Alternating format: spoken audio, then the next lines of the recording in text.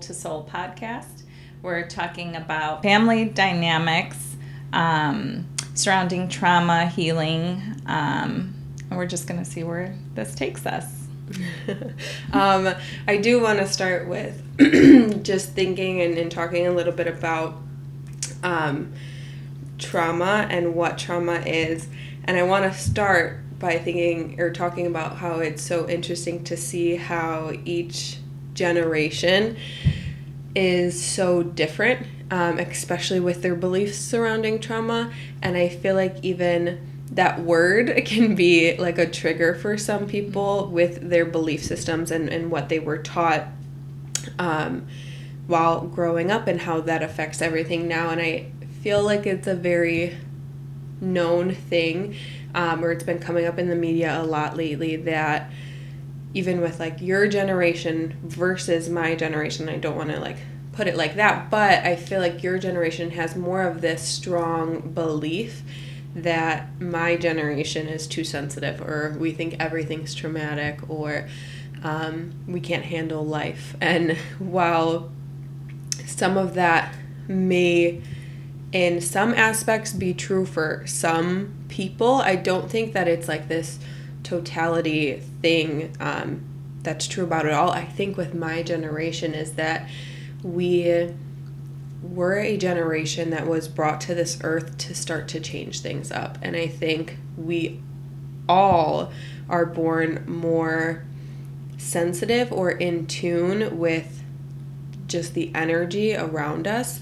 And just thinking about each generation and what I know from the people in your generation and the people in my generation, I can kind of see or feel like with your generation, I feel like you guys were taught this, I feel like you guys had this, like, you guys had the American dream belief taught in you, where you have a family. I feel like your generation is very family oriented, and it's all about like working hard and providing for the family, but it was all surrounded by family in a way.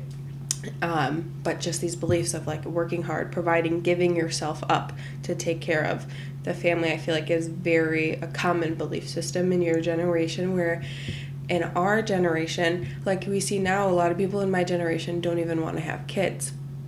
And it's, instead of asking like, well, I wonder why that is, it's more like we're getting this like, not hate, but this disapproval from the older generations, because it's like, well, what else are you going to do? Like, that's how it's supposed to be. Whereas, again, with like the sensitivity that my generation has, I feel like we feel and you're so saying much. sensitive to trauma, the trauma. Sensitive to trauma, sensitive to energy, emotions, all of it. I feel like with what we have, we're feeling so much, and there's so much of our stuff that we're looking into and we're like trying to understand and heal. I think our generation goes to therapy and counseling more than any other generation. I think that it's interesting because I feel like I'm in both worlds, literally, since my awakening in 2010. And I feel like I'm always like uncovering more and more. But looking back, like, so back in 2010, my kids ranged from 18 down. You were 9, Ryan, I think it was 11, Emily, my younger kids. And you guys have taught me so much, I feel like, because I was triggered by that word trauma. And it's crazy because when I look back at my own, say, 14-year timeline, I was triggered by it, but I was still open to it because I had long conversations with Ryan, with you, with my children who, like what you said, are sensitive. So I feel like my awakening came at that perfect time where I was able to accept and learn from my children. And we, like I said, when I say long conversations, like 3-4 hours, and I would be triggered. I would be so hurt. I would try to explain myself and all this stuff, and then fast forward, because I believe, awakenings happen all the time whenever we're ready to move up and heal something and bring something new. And so as I continued on my journey, I found myself really like, oh my God, this is trauma. Oh my God, I have. So then I was on the other side of it, like really going into it and then saying, it's not okay. Why are we just skipping over the trauma and not allowing the space and not giving it the recognition, not to, label it. I also don't really like labels, but not to label it, but to actually understand the trauma and go deeper. And I feel like that's what this is about and why I wanted to talk about it, because I feel like when people hear the word trauma, they think of the worst things imaginable. And although that is true, there's still trauma that is it could be as simple as, and this used to happen when I was younger, but like I can't leave the kitchen table until I'm done eating, and I have to finish everything on my plate or else I'm disapproved of, or like that's a waste of food, and you're shamed into eating your food. And people can say that's sensitive, but I'm not making it this big deal. It's more of having this understanding and this awareness of how that shaped me into who I am today. So now I feel like, oh man, I have to listen to this adult or this authority figure in my life. If I want to be loved or seen by them, I have to sit here and finish my plate. Emotionally, to stay safe, I have to get this approval by them by doing what they think, or I'm going to be shamed into thinking that's wrong of you, and people need that, or that's going to waste, and you don't waste food, and that's bad. And I feel like you were saying, it's not so much giving this trauma any like power or like making it this big huge deal. It's more to just have this understanding. And I was hearing a video the other day where they was saying that a lot of people think that like trauma can only shape you in bad ways, or like what this did to you. But I feel like what people don't realize is there's a lot of trauma that we experience that has caused a lot of the good parts of ourselves too. Like, for example, somebody who was put into a family where they needed to really show up and in order to be seen, and they needed to really excel, as much as that could have its negative parts of being too hard on themselves or putting themselves through the ringer to achieve whatever they feel like they need to in order to get approval.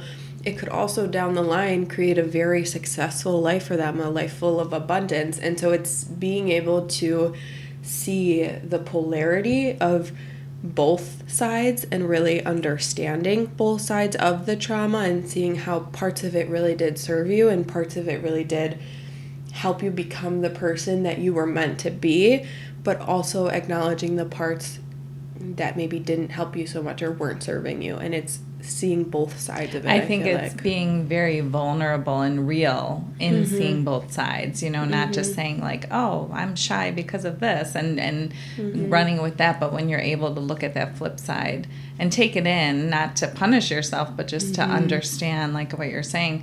And I often think, because I've been going through some stuff in the past like year and a half, like I've been under a lot of stress myself, and I'm trying to understand it. I'm trying to really go into it, and kind of like what you were saying a little bit ago about like I feel like almost like you're carrying a backpack and you're putting a rock in there every time you just accept something that it doesn't resonate with you or align with you, and pretty soon your backpack is so full, and now you're full of stress, and it's like, and then you could call it trauma, like, oh my God, look at all that stuff. And it's because of I think suppressing so much of it and not looking at it. And and I think in a way, because, and I don't even, like, I don't know another word to use other than trauma, but I feel like it has this energy or this, like, negative connotation that it brings with it. But like we were saying, in a way, it shapes your personality, your good parts and your bad parts, and who you are today.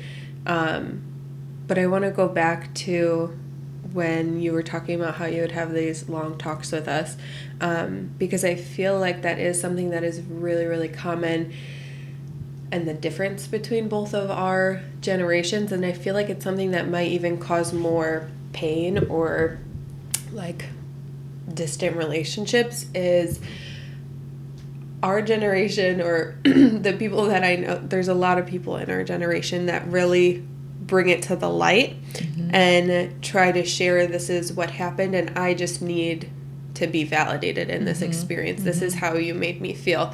And I feel like sometimes it can be easier for the people in the older generations to take it personal and to think that, well, I did the best that I could, or I loved you and you were my child and I was trying to put you through the best life or give you what I could. And I think what some people don't understand is we all understand that. I really feel like we know that. It's not about blaming you. And I think that is the biggest thing that everybody needs to understand, is when trauma comes up, in conversation about healing, and someone is working through their stuff and they're coming to you with how you made them feel, it's not to blame you or to make you this bad or this wrong person. I feel like it's really just for that person to be seen and validated for how they feel.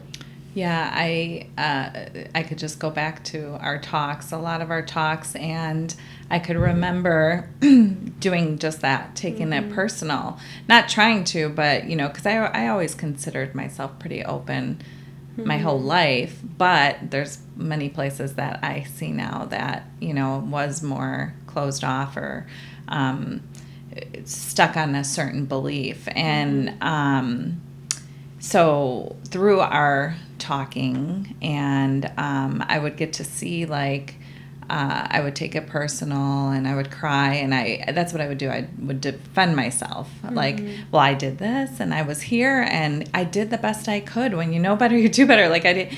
And I stayed with that for many conversations but then I always, take it back into spirit, and I'm like, what am I not seeing? What else can I be open to? So, but I feel like that's not the usual case, and I feel like there are a lot of people who are left, and this doesn't even have to be generation with generation. It could just be between friends. Like that's what I was gonna say. I agree, because certain people in my world that I would talk to, I would hear that, like, oh, they're too sensitive, and then it would start to hurt me, and I'm like, no, they're saying something, we just don't understand it. And then this one time, my son, you were going through something, I remember. I don't remember what it was, but, and my son, Ryan, was telling me, he's like, she just wants just give her a hug. Like, I'm like, she doesn't like hugs. She doesn't want me to hug her. And that's because we never, like, really hugged, at a certain age. When you got to a certain age, obviously, when you were little, I could hug you.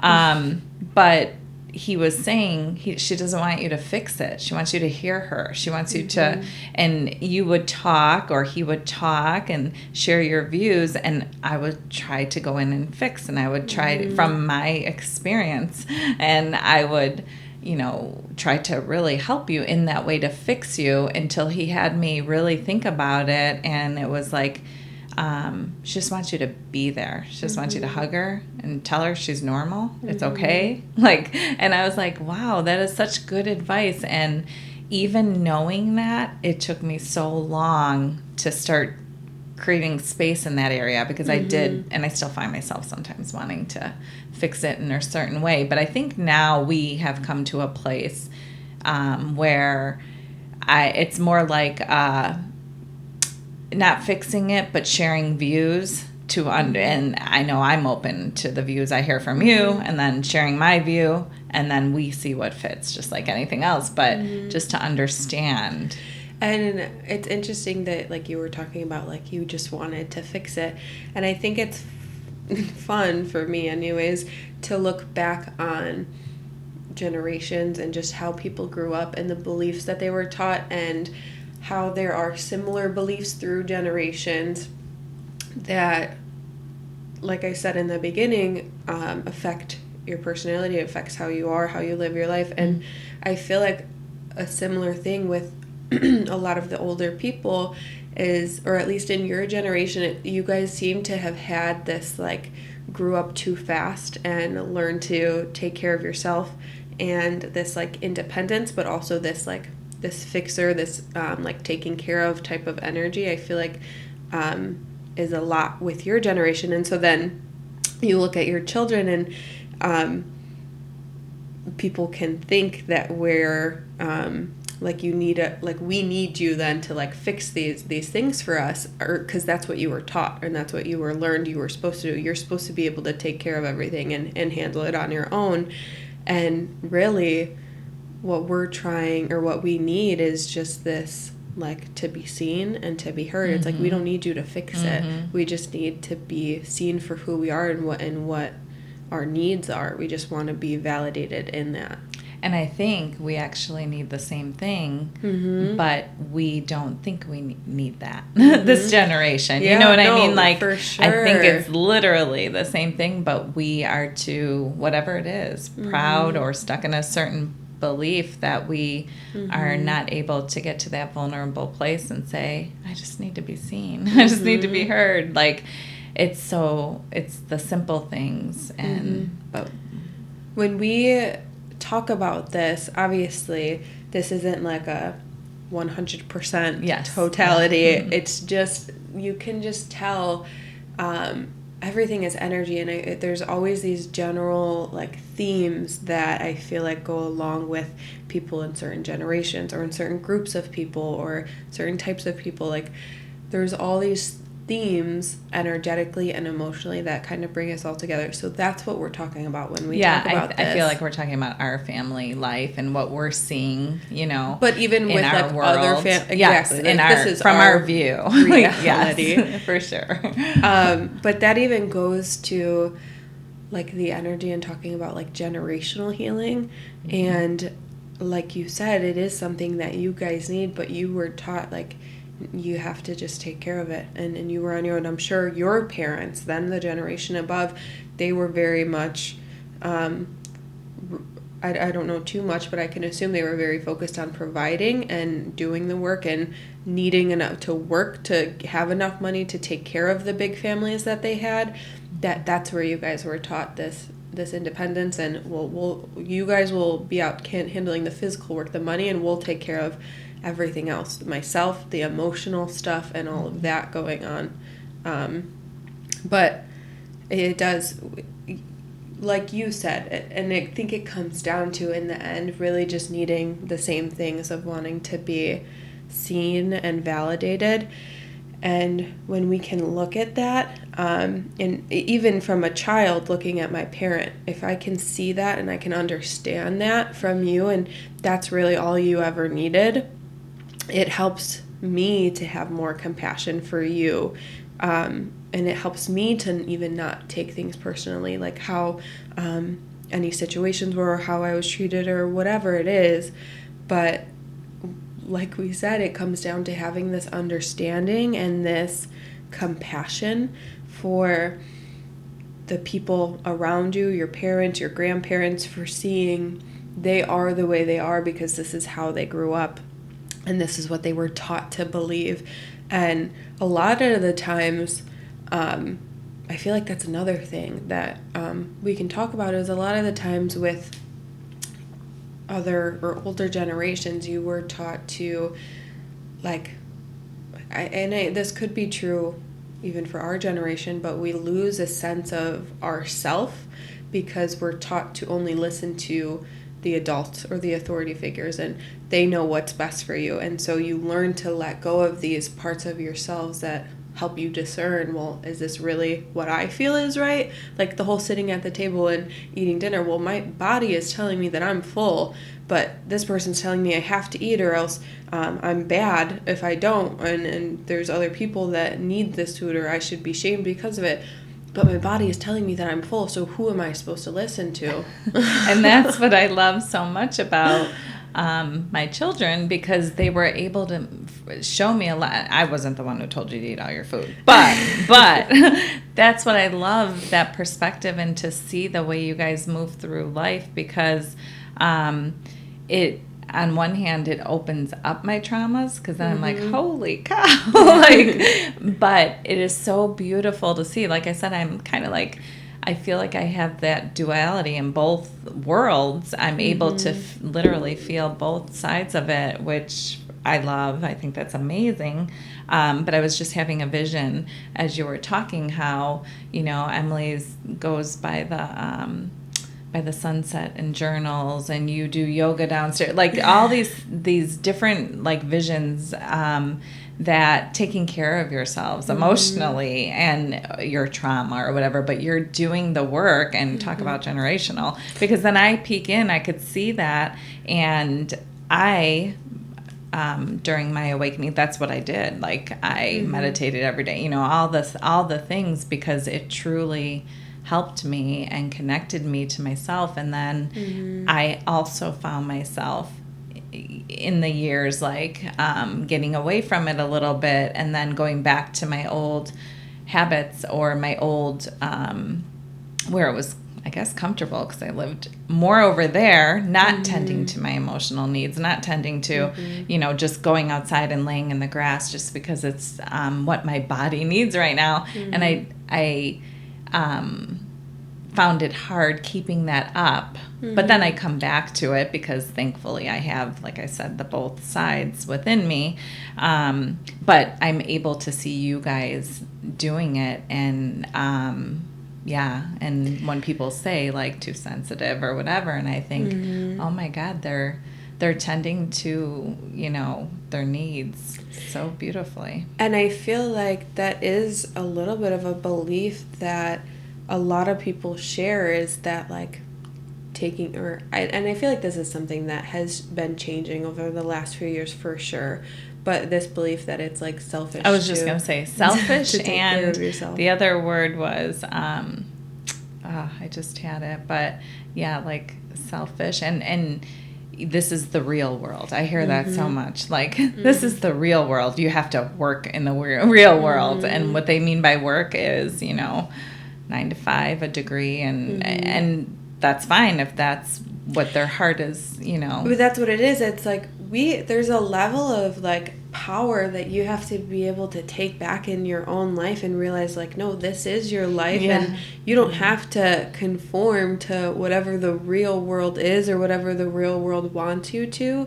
It's this level of like, what do I want for my life?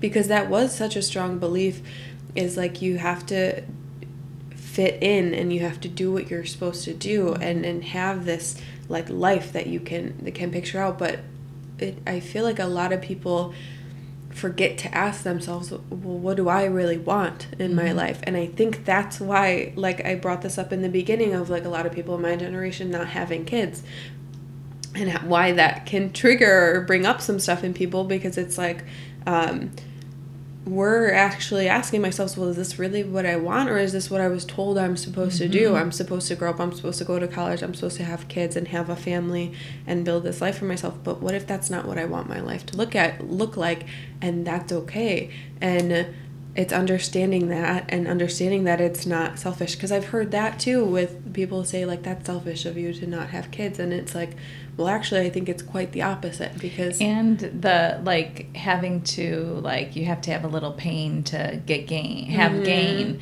And if we could just understand that that is a belief and a perspective, because if we're instilling that and we're literally speaking about that all the time, we're shutting down someone else at the same time, because what if they don't grow in pain? What if they don't? But we're saying it like it's, the truth, and not, I think it's the way we talk to, and to be able to share just I don't know, everyone's perspective. I think it goes to like understanding belief systems and seeing something as a belief, like that's your belief, and knowing that belief systems can be changed rather than this is how it is and this is how it has to be and all of that. When we can understand that our belief systems are something that we're taught, usually passed down, and that there's something that can be changed within us if we are able to tune into ourselves and notice that, this belief actually doesn't feel right to me, or I don't resonate with it. It is something that you can change, like the work hard to succeed, because I feel like I have a little bit of that belief in me that I try to work on changing, because I really don't believe that anymore, and it's not something that I want to keep holding on to, but I still catch myself in these moments where I'm like working hard and I'm overfilling my schedule, and at the end of the week when I'm exhausted I feel good, but then I'm like, that's not the life that I want to live. I don't want to be exhausted at the end of my work week. I want to enjoy my life. I want to create my life because this is my life, and it's not selfish, it's my reality, and it's whatever I want to do with it. And so like I said, I try to catch myself and to see where I can add in more fun. That's one of the things I told myself this year, and I put on my vision board, was I want to have more fun with my life, because this is the life that I'm creating, and I'm taking my power back in my life.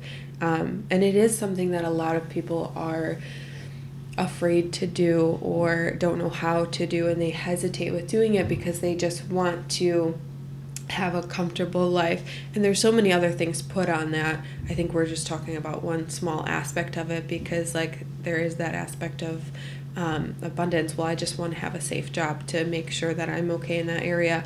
And for some people that's okay, and that and they can do that because that is a priority. It is a level of safety that they need. But for some people, like I know for me personally, I could not go work a regular 9-to-5 job and be okay emotionally because of the way that I feel and the way that I am. And I don't think there's anything wrong with that. And either. I have grown to know the same within me. And I love that I'm able to accept that part now. Like, I think I was battling myself over it. I've always worked and raised, 5 children, and at the same time, but for me, whether it was what I felt from society or just myself, my belief, but just that I wasn't doing enough until I had a 9-to-5 this way. Like then I made it in, whether it, successful in contributing career-wise and being a mother or whatever. And I really see things different now with all of it. And I'm so grateful for for being able to see it, really. And I feel like I thank my children for that too, and myself for being open enough to want to understand what was, different dynamics of what's going on just in our own little world. And I feel like we said it is about just understanding ourselves and how we came to be in our belief systems, so that we can learn to take our power back in our life. And I really do feel like that is a lot about, or a big part of learning this life and having a fulfilled life and having a life filled with joy, is being able to really take your power back. And I think that's why we talk so much about healing through emotions and grief and pain and trauma. And it's because when you can work through all of this stuff instead of, like you said, just carrying it on your back, when you can learn to work through it, it allows you to take your power back and in your life, and to live this life that you want to create, instead of just going through the motions with life and doing what you're told or doing what you're supposed to do based off of these old belief systems.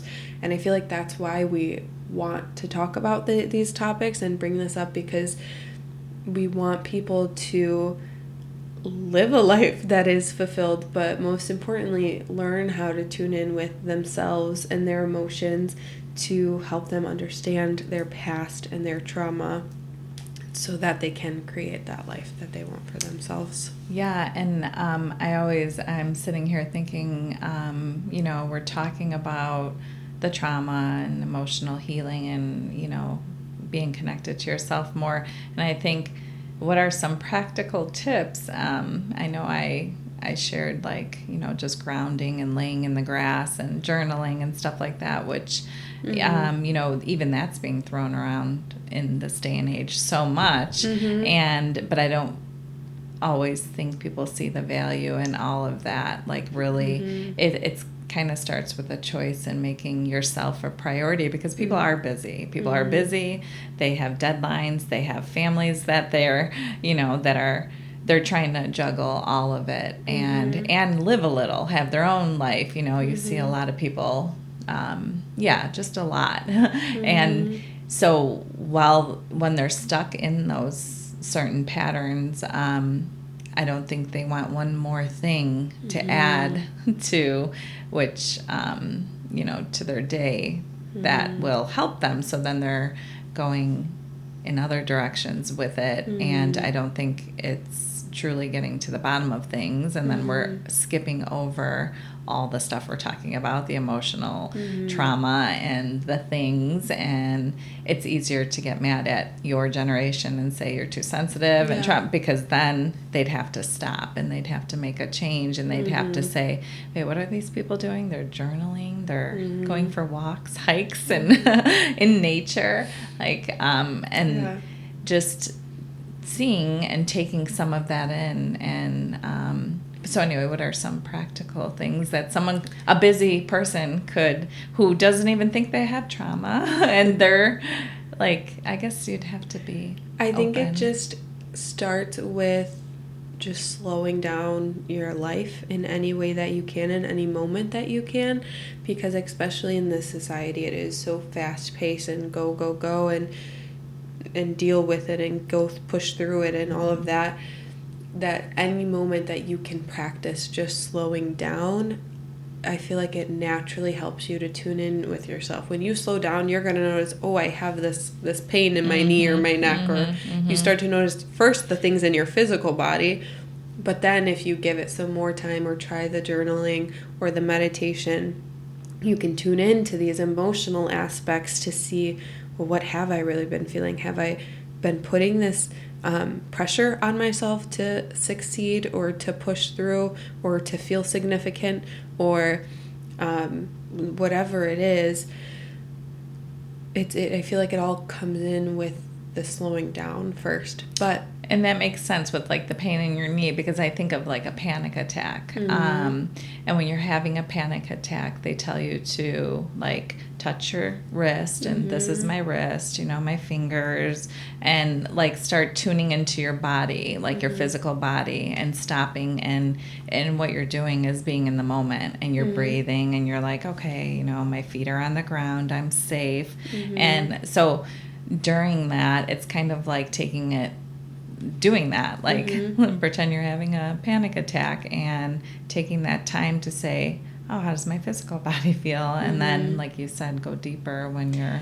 Yeah, it's just about bringing it to the present moment. And I feel too, I've shared this, anxiety is worrying about the future and, or focusing on the past, when we can realize that all we really have is this moment. Something I was taught in high school is that, and I'll never forget it, but your breath is the only thing that's always in the present moment. And so if you're ever really needing or just wanting to slow down and learn how to tune in with yourself, or trying to meditate, you don't try to meditate. If you try to meditate, it's not gonna work. That defeats the purpose.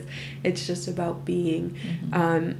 So if you focus on your breath, and just for a few breaths, this is my in breath, this is my out breath, it brings you to the present moment so that you can start tuning into whatever else is going on.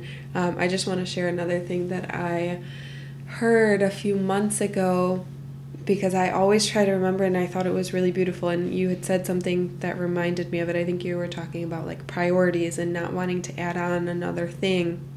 And I heard, I don't remember how she said it exactly, but it was something like, you can't give 100% in every area of your life, and it is about priorities and having this compassion with yourself that if I'm choosing to put 100% into my work right now or my business, then maybe your physical health or your physical body is going to fall down, or you're not going to be as well taken care of or as healthy as you want to be. But having this understanding and knowing, well, that's okay for this period of time because I'm trying to be successful. But knowing that there is a time and a place to say, okay, but, I want to shift my priority to myself now.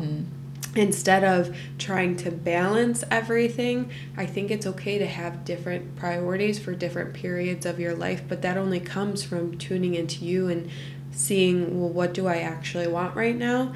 And knowing that if you do try to spread yourself out so thin and give 100% in every area, then the end result in each is never going to be 100%. It's never going to be what you fully want it to be. And so I think it's also learning to adjust to this change, especially when you're in the healing journey. There's going to be so many changes that happen, and you're constantly becoming this new self. Like you said, we go through a million awakenings a lifetime, and when you can learn to just have this compassion with yourself as you're changing and as you're growing, it makes it that much easier for this change to be lasting. And then, like I said, you can change to, well, now I'm stepping into this period of my life where I really want to make myself a priority, and you can give that 100%. And knowing that it's okay if, your business doesn't do as well for a couple months or whatever it is, and knowing that that's okay because you're choosing this priority without this judgment or this pressure that you're putting on yourself to be 100% of the time in every single area. I feel like everything we talk about always goes back to having this level of awareness and this level of understanding and compassion with yourself as you're healing and understanding yourself and changing through all of this. And what comes to my mind, I don't know why, but sometimes the people around you might not understand that and may think, and may take it personal because you're needing a certain thing right now or you're focusing on a certain thing. And I guess that would go into people pleasing because you couldn't, you're really trying to look at the things that are coming up for you. So, yeah. And I think too, going back to the like taking things personal or people not understanding you for what you need, a lot of the times that is really, really hard. Because as humans, we all have this need for connection and support with those close to us. We're a species that thrives off of connection, that we're connection dependent for all of childhood. But even growing up, it's still a need that we all have. And when we don't feel seen or heard or accepted from those around us, or they're not understanding us for where we're at or what we're going through, it can be really hard and really isolating. But at the same time, that's where all of this compassion for yourself comes in. And even if you want to get on like an energetic level of understanding that it's also okay to let go of the people that no longer resonate with you, and trusting and being open that the more that you step into your true self and your true power and you're understanding yourself and you're healing, the more you're gonna pull in or attract people that are on that same level with you, that's gonna help you move forward in that direction that you're wanting to. Yeah. and understanding that. And a lot of the times, and that's a whole nother aspect of there's that grief of losing people and letting the people go that don't like resonate with you anymore. But it's like, it's almost like this battle of like, what would you rather have? Do you want to have yourself and feel this connection with yourself, or do you still want to keep like staying where you're at? And whichever the choice is, like, there's nothing wrong with that either. It's really just, what do you want? And I just said this the other day when we were on the phone call. There never is a right or wrong decision or choice. At the end of the day, it's just, what do you want? And knowing that when you make a decision based off of what you want, there's no right or wrong path that it's going to take you on. It's just going to take you on a different path. And when we can see that and understand it, it makes it a lot easier for us to make the decision that feels right to us. Yes, I agree. But thank you all for sitting here with us today. I know we talked about a lot of different things, and I'm sure we can go deeper with every topic that we talked about, because there is so many different aspects and perspectives that you can speak on. I think we were just, like you said, speaking from our own reality and our own perspectives. But at the end of the day, I feel like it comes down to just having a deeper level of awareness with yourself, with your belief systems, and with those around you. Yeah.